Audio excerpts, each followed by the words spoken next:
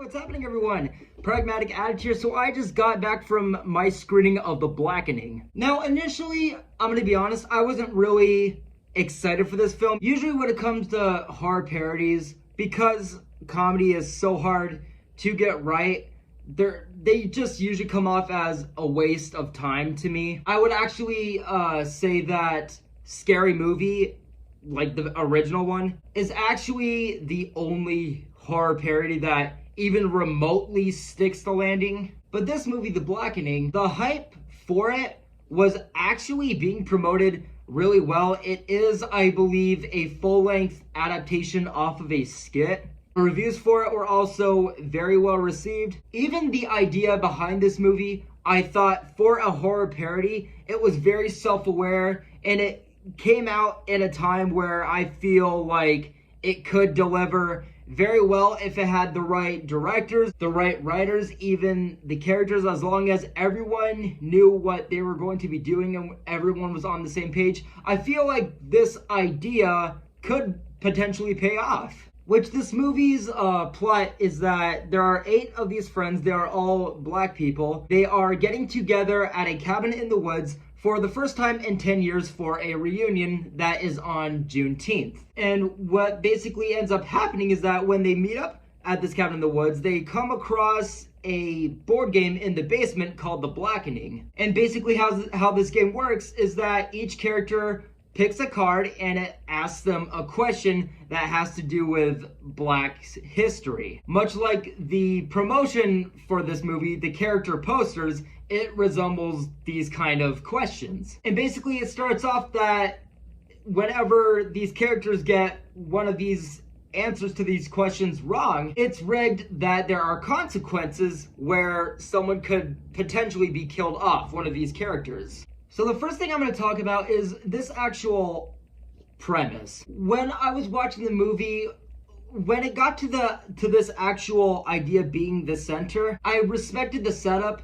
I respected where it was going, but it actually just took a little bit longer than I think it should have to get to the actual point where I feel like it could actually lose audience that aren't aware of what this movie is, like what its actual goal is, what it's supposed to be picking fun at. Because it's that thing where it takes so long with trying to address what this game is and how it works. But for someone who was aware of how the movie was being promoted, I'm like, wait a minute, this isn't what we were being teased as, though. Which, yes, as they play the game, it takes, again, a little bit of time getting to it, but basically one of the cards asks all the characters to decide. It forces them to rule out who is the blackest. So that's what we were teased with. And the trailers where it gives them, I think, like 90 seconds to argue amongst everyone to decide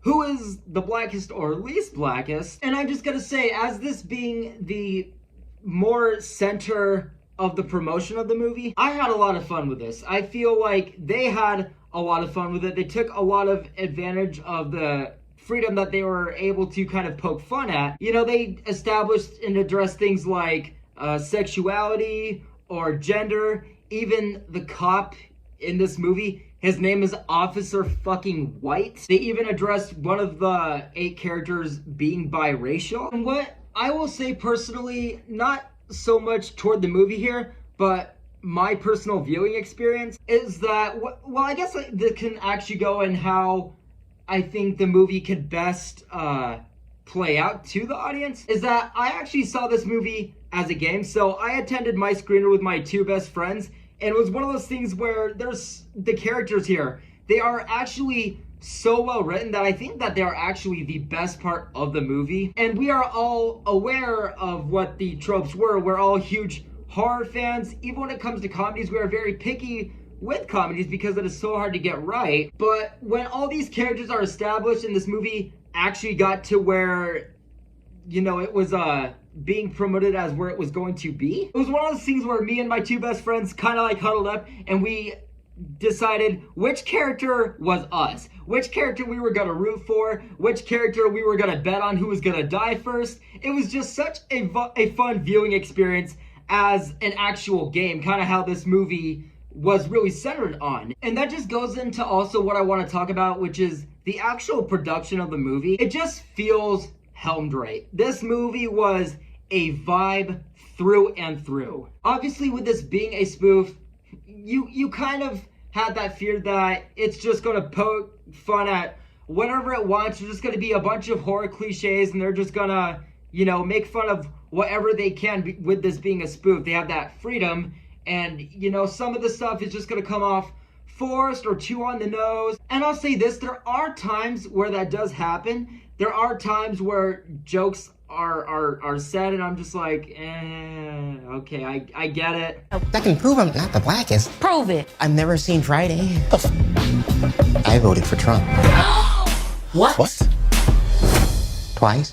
But it wasn't really an issue or something that had a huge effect on me because of how well these characters are written and how honest and how on the same level they all feel. Again, like I said earlier, comedy is very hard to get right, and you know, there are times of this movie where, again, the jokes didn't quite land for me, but you can't help but feel how much fun everyone is having here and how self-aware this movie is. And that's another thing, with how many characters there were in this movie. I didn't actually know how many characters were going to be in this setting, but yes, again, it is 8 characters amongst the whole group. And what I will say is that every character is so well written, has their own sense of character, that you really can choose a favorite character. You can choose who you want to root for, choose who you resemble with best, their chemistry along each other, their own, again, personal traits.